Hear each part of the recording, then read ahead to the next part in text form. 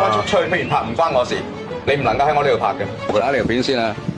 你行開啲啦你！拱我，你唔好拱我，你唔好鬥我，唔好鬥我。喂，影住影住！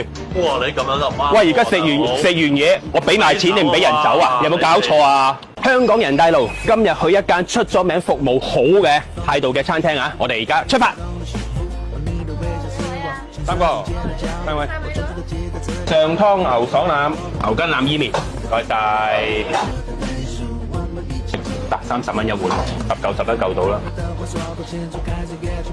真係好腍，一啲騷味都冇，牛嘅味好香。見到佢咧，每一嚿牛腩咧上邊咧都有啲肥嘅一層嘅喺度，每一嚿都有嘅。咁咬落去先有肥有瘦咁樣正啊！即係放咗啲乜嘢咧？幾好味喎個湯，哇！同埋味道都唔差喎。但係有人覺得話好似啲網上面講到話啲嘢咁難食啊，係咪？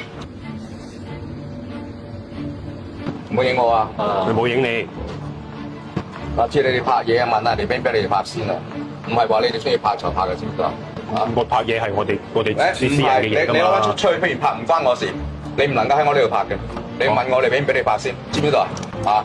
我話你中意拍就拍嘅，你食嘢嗰陣啊，我話俾你聽。咁我食嘢嗰時，我做咩係我自己嘅嘢㗎嘛？唔係㗎，唔係㗎。我又冇做過，我冇阻你嘅嘢。我攞翻去拍，我唔理你。你而家唔好影住兩餐人都影啊！即係而家差人唔理我都唔可以食㗎啦，係嘛？你可以食，唔好影住咯，冇話俾你食啊！你唔好影住咯。我而家俾錢你，我食嘢，我講嘢唔得啊？得，你唔好影住咯。我哋食嘢啫嘛，拍嘢。而家咩時代啊？個個都拍嘢㗎啦，真係唔好食啦，我哋走啦，不如。我打呢條片先啊！你行開啲啦你！拱我，你唔好拱我，你唔好鬥我，唔好鬥我。喂，影住影住！哇！你咁樣就唔啱。喂，而家食完嘢，我俾埋錢你唔俾人走啊？有冇搞錯啊？我而家做過咩事先？嚟啊嘛！差人嚟咩啫？